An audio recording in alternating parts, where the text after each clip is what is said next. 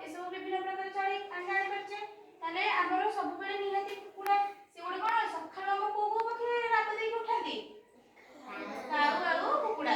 ସକାଳ ପାଗ ସେ ରାବ ଦିଅନ୍ତି କି ନାହିଁ? ତା ଦ୍ୱାରା ଆମେ ଜାଣିପାରିବା କି ନାହିଁ ସକାଳ ପାଇଲେ ଆମେ ଉଠି ପଡୁଛେ କି ନାହିଁ?